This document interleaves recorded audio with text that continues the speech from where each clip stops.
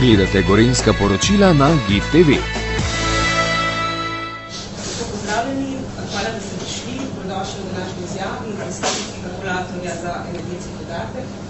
Minister, nekaj mesta, da se prišli zvodno besedo, zato bom pa predstavitev kalkulatorja za direktorica direktorata. Se določujem, VD direktorica direktorata, minister Barbara Gorčan. Minister, izvolite. Ok, lepo pozdravljeni. Kot napovedano smo na Ministrstvu za delo, družino in socialne zadeve pripravili spletni kalkulator, ki bo vsem upravičencem pokazal, ali so upravičeni do energetskega dodatka ali ne. Energetski dodatek smo sprejeli poleti, podeljevali ga bomo med 1.11. in 31.3. naslednjega leta. Na spletnem kalkulatorju pa si bo lahko vsak posameznik izračunal, ali je do tega dodatka upravičen ali ne. Kot boste videli, je kalkulator sestavljen na naslednji način, pač vpišeš svoje prihodke, število članov gospodinjstva, prihodke tega gospodinjstva, obkljukaš, ali si že prejemnik denarne socialne pomoči ali varstvenega dodatka in nato ti spletni kalkulator poda izračun, do kakšnega dodatka si upravičen in pod kakšnimi pogoji. Zdaj, višina energetskega dodatka znaša 200 evrov za samske osebe, 200 evrov za družine z enim staršem, 118 evrov za vsakega otroka ali pa 59 evrov, če je otrok dodeljen v skupno varstvo ali vzgojo, 314 evrov za dvostarševske družine, enako povečano za 118 evrov za otroka oziroma 59 evrov, če je otrok dodeljen v skupno varstvo ali vzgojo in 314 evrov za revne pare brez otrok. Skratka, tangiramo približno 60 tisoč najrevnejših gospodinjstev v Sloveniji. Spletni kalkulator pa smo pripravili zato, da si bodo lahko ljudje na enostaven način pogledali, ali so do dodatkov upravičeni ali ne. Pa bi zdaj kar prosil kolegico Barbaro Gorčan, da predstavi, kako ta kalkulator deluje. Kot že rečeno, na spletni strani gov.si pod ukrepi za omilitev draginje za ranljive skupine in družine najdete osnovne podatke, ki jih je minister že predstavil, o višini, ki jih zakon o začasnih ukrepih za odpravo posledic draginje že predvideva za posameznega družinskega člana, vendar je konkreten izračun potrebno opraviti preko spletnega kalkulatorja, ker je višina energetskega dodatka odvisna od sestave družine. Mogoče nekaj primerov za lažje razumevanje. Nujno opozorilo je na večjih mestih na spletnem kalkulatorju izpostavljeno, da so do izplačila energetskega dodatka upravičene osebe, ki so prejemnik denarne socialne pomoči ali varstvenega dodatka oziroma če ga še ne prejemajo, da so do tega upravičene. V primeru, da gre za eno odraslo osebo, je izračun relativno enostaven, če ena odrasla oseba nima otrok, je vselej potrebno označiti to polje, da gre za prejemnika denarne socialne pomoči oziroma varstvenega dodatka in v tem primeru je izračun energetskega dodatka 200 evrov.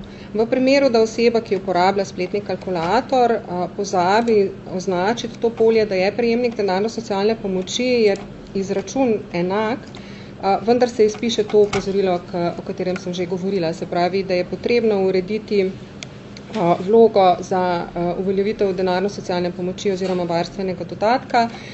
Na tej strani je tudi povezava na seznam centrov za socialno delo in tudi povezava na vlogo za denarno socialno pomoč oziroma varstveni dodatek. V primeru, da v družini živi ena odrasla oseba, ki skrbi za 2 otroka, pri čemer se za otroka šteje mladoletni otrok in otrok, ki se šola in ni zaposlen oziroma vpisan v evidenco brezposelnih oseb. In v primeru, da enostarševska družina, se pravi ta starš skrbi za ta 2 otroka sam, ponovno označi, da je prejemnik denarne socialne pomoči ali varstvenega dodatka, izračun pokaže višino za to družino, 436 evrov, v primeru, da gre za enostarševsko družino za 2 otrokoma, pri čemer en starš skrbi za otroka. V primeru, da pa v tej družini za ta dva otroka skrbita oba starša, je pa potrebno nujno označiti starševstvo in je potem znesek izračuna drugačen, 318 € v tem primeru. V primeru, da gre za dve odrasli osebi, ki skrbita recimo za enega otroka in je ta otrok ni dodeljen v skupno vzgojo in varstvo in so prejemniki denarne socialne pomoči, je znesek 432 €.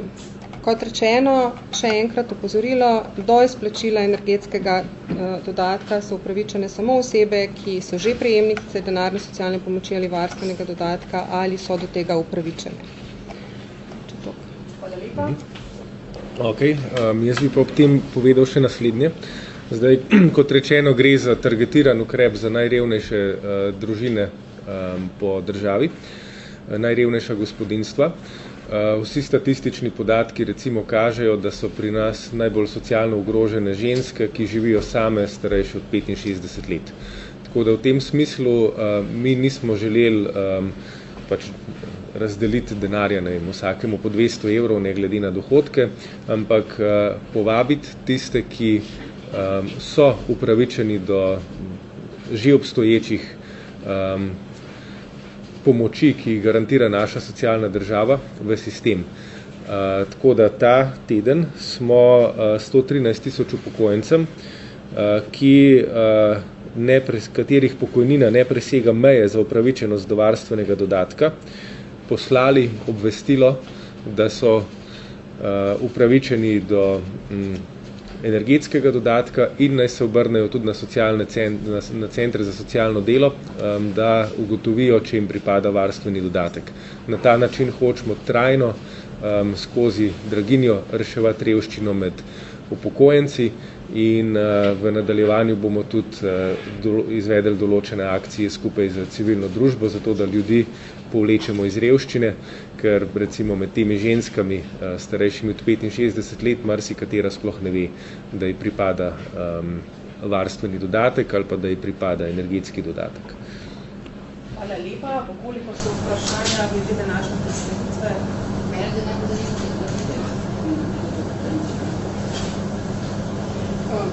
Za invalide, se pravi, če je invalid prejemnik denarne socialne pomoči, potem je ta kalkulator enako uporaben za njega. Res pa je, da za posamezne kategorije invalidov kalkulatorja nismo pripravili zaradi tega, ker je to precej zapleteno, tako da je potrebno ugotavljati posamezne primere preko centrov za socialno delo. Hvala lepa. Še kdo morda? Kaj pa glede oskrbnin v domovih za starejše, če se prav spomnim, ste omenjali, da boste tudi to poskrbeli, se pravi, da se svojci oziroma vsaj določene skupine razbremeni, sploh zdaj ob napovedanem povišanju oskrbnin. Se že kaj konkretno pripravlja v tej smeri? Da. Zdaj oskrbnine se ne bodo višale. Mi bomo naredili vse za to, da se ne bodo višale. In sicer se dogovarjamo z vlado, da se povečan obseg plač zaradi dogovorov s sindikati lansko jesen in pa pred kratkim financira iz proračuna. Domovom za starejše pa se do višine stroška inflacije krije povečanje stroške prehrane in drugih storitev. Medtem ko bodo energetsko gledano pokriti iz drugih virov, ki jih bo pripravila vlada. Skratka, ustvarjali bomo vse pogoje, da se oskrbnine ne bodo višale, bodo pa morali tudi določeni domovi, mi smo pridobili podatke, koliko so se jim v zadnjem letu povečali stroški, določeni bodo morali racionalizirati svojo porabo, bom pa kot minister zelo nenaklonjen dajanju kakršnih koli soglasij k višjim oskrbninam. Lahko še glede družinskega zakonika v Gibanju za otroke gre napovedujejo, da bodo vložili podpise pod pobudo zaradi vpis naknadnega zakonodajnega referenduma. Mogoče komentar tega. Ta referendum ni mogoč. Naš zakon je zgolj operacionaliziral sklep Ustavnega sodišča. Hvala lepa. vprašala, vaš odziv petek je Zveza društva upokojencev eno celo pismo poslala, te prav, da ste dobro videli. Ja, nismo pozabili na njih. Uskladitev pokojnin bo. Kakšna in kdaj pa sporočimo v kratkem, ko se v tem uskladimo na vladi?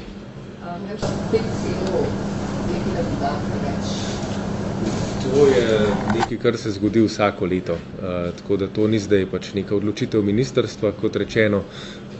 Uskladitev pokojnin bo, zavedamo se tega, da so upokojenci tudi ogroženi z vidika draginje in da se njihova kupna moč in dohodek, razpoložljiv dohodek niža, tako da bomo pokojnine uskladili z stopnjami inflacije, kdaj in kako pa javimo kratkem.